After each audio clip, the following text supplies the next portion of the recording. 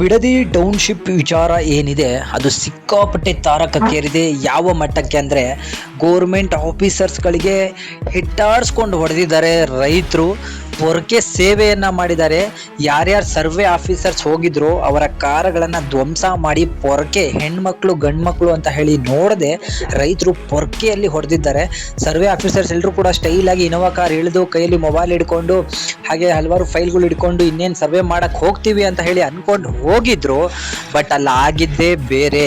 So ರೈತರೆಲ್ಲರೂ ಕೂಡ ರಚ್ಚಿಗೆದ್ರು. ಮೊದಲಿಗೆ convince ಮಾಡಕ್ಕೆ ನೋಡಿದ್ರು, ವಾಪಸ್ ಹೋಗಿ ಅಂತ ಹೇಳಕ್ಕೆ ಹೋದ್ರು. ಅದರಲ್ಲಿ ಕೆಲ ರೈತರು ಏನು ಮಾಡ್ಬಿಟ್ರು, ಇವ್ರಿಗೆ ಪೊರಕೆ ತಗೊಂಡು ಹೊಡೀರಿ ಹಾಗೆ ಹೀಗೆ ಅಂತ ಹೇಳಿದ ಕೂಡಲೇ ತಾಳ್ಮೆ ಕಳ್ಕೊಂಡಿರುವಂತಹ ಕೆಲ ರೈತರು ತಾವು ತಂದಿದ್ದಂತಹ ಪೊರಕೆಗಳನ್ನು ತಗೊಂಡು ಒಬ್ಬ ಸರ್ಕಾರಿ ಅಧಿಕಾರಿ ಅಂತಾನೂ ಕೂಡ ನೋಡದೆ ಸಿಕ್ಕಾಪಟ್ಟೆ ಹೊಡೆದಿದ್ದಾರೆ.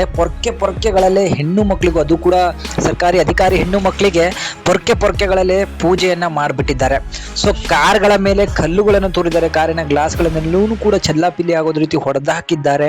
ಹಾಗೂ ಕಾರ್ನೊಳಗೆ ಬರ್ತಿದ್ದಂತಹವರಿಗೆ ಕಲ್ಲು ತೂರಿ ಹೊಡೆದಿದ್ದಾರೆ. ಹೀಗೆ ಇದೆಲ್ಲದೂ ಕೂಡ ಹಿಂಸಾಚಾರಕ್ಕೆ ತಿರುಗಿಬಿಟ್ಟಿದೆ.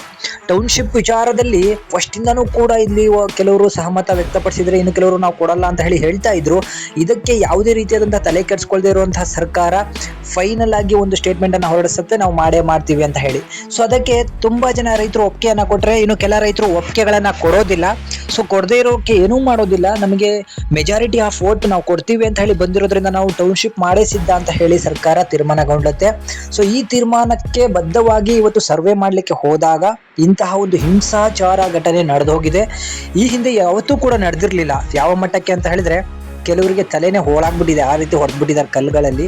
ಇನ್ನು ಪೊರಕೆಗಳಲ್ಲಿ ಹೆಣ್ಣು ಮಕ್ಕಳಿಗೆ ಹೊಡೆದಿದ್ದಾರೆ, ಕಾರ್ಗಳನ್ನೆಲ್ಲನೂ ಕೂಡ ಜಖಂ ಮಾಡಿದ್ದಾರೆ.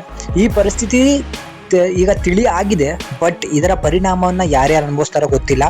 ಸರ್ಕಾರಿ ಅಧಿಕಾರಿಗಳಿಗೆ ಕೆಲಸಕ್ಕೆ ಅಡ್ಡಿಪಡಿಸಿರುವಂತಹ ಕೇಸ್ಗಳನ್ನು ಹಾಕ್ಬೋದು. ಇನ್ನು ವಿಡಿಯೋಗಳನ್ನು ಪರಿಶೀಲನೆಯನ್ನು ಮಾಡ್ತಾರೆ. ಉದ್ದೇಶಪೂರ್ವಕವಾಗಿ ಹೊಡೆದಿದ್ದಾರಾ ಅಥವಾ ಇದನ್ನ ಓಡಿಸಿದ್ದಾರಾ, ಯಾಕೆ ಹೀಗಾಯ್ತು, ಏನಾಯ್ತು, ತನಿಖೆ ನಡೀತದೆ. ಒಟ್ಟಿನಲ್ಲಿ ರೈತರು ಸ್ವಲ್ಪ ಸಮಾಧಾನದಿಂದ ಇರಬೇಕು. ಕೂತು ಮಾತಾಡ್ಕೊಂಡ್ರೆ ಎಲ್ಲನೂ ಕೂಡ ಬಗೆಹರುತ್ತೆ. ಈ ರೀತಿ ಹಿಂಸಾಚಾರಕ್ಕೆ ತಿರುಗಿದ್ರೆ ಇದು ಸರ್ಕಾರಕ್ಕೂ ಒಳ್ಳೆಯದಲ್ಲ, ರೈತರಿಗೂ ಕೂಡ ಒಳ್ಳೆಯದಲ್ಲ. ಸೊ ಮುಂದಿನ ದಿನಗಳಲ್ಲಿ ಇದು ಎಲ್ಲಿಗೆ ಹೋಗಿ ತಲುಪತ್ತೆ ಅಂತ ಹೇಳಿ ಎಲ್ಲರೂ ಕೂಡ ಕಾದ್ ನೋಡ್ಬೇಕಾಗುತ್ತೆ. ಸೊ ಇದರ ಬಗ್ಗೆ ನಿಮಗೆ ಏನಿಸ್ತು ಅದನ್ನು ಕಮೆಂಟ್ ಮಾಡಿ ನನಗೆ ತಿಳಿಸಿ. ಎಲ್ರಿಗೂ ಧನ್ಯವಾದಗಳು.